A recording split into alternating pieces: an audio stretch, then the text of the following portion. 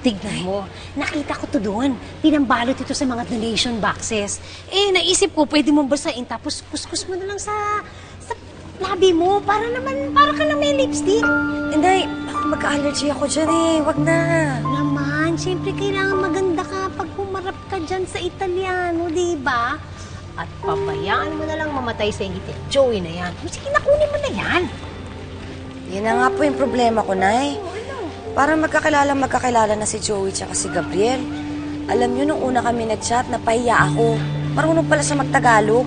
Naku, nalinti ka na. Kailangan makumbinsi mo si Gabriel na hindi ka nagpapanggap. May plano ako, Nay.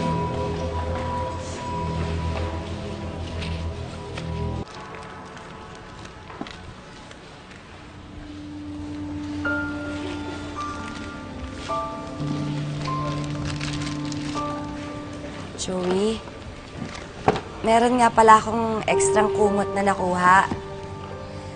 Sige na, kunin mo na to. Makakatulong to kay Siyang Daisy. Kailan ka pa nagkaroon ng concern kay Mama Jasmine? Sobra ka naman magsalita, Joey.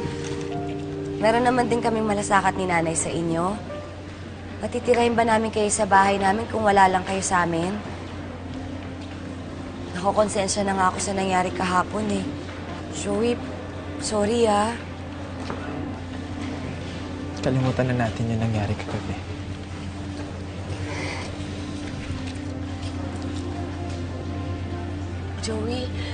Joey, alam ko galit ka pa rin sa akin. Sa dami ba naman ng atraso ko sa'yo eh. Pero masisisi mo ba ako? Aaminin ko sa'yo, matagal na ako naiinggit sa'yo. Magaling ka kasi sa lahat eh. Ako, umaasa lang ako sa'yo. Pero hindi naman ibig sabihin nun, wala na akong karapatang magmahal at mahalin. Joey, maniwala ka naman sa akin, wala akong planong gamitin si Gabriel. Nung una ko pa lang siya nakita, may kakaiba na ako naramdaman sa kanya. At ramdam ko na gano'n din siya sa akin. Pero ikaw yung una niyang kakilala eh. Kaya magpapatulong sana ako sa'yo na tulungan mo naman ako maging malapit kay Gabriel.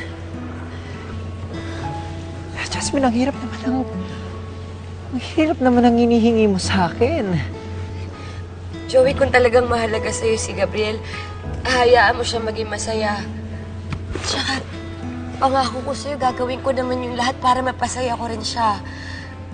At sa ganitong paraan, hindi masasayang yung pagkakaibigan niyo. Kasi sa tamang oras, ipapakilala kita sa kanya. Ako mismo yung magsasabi na ikaw yung una niya nakilala. Joey, pangako yan.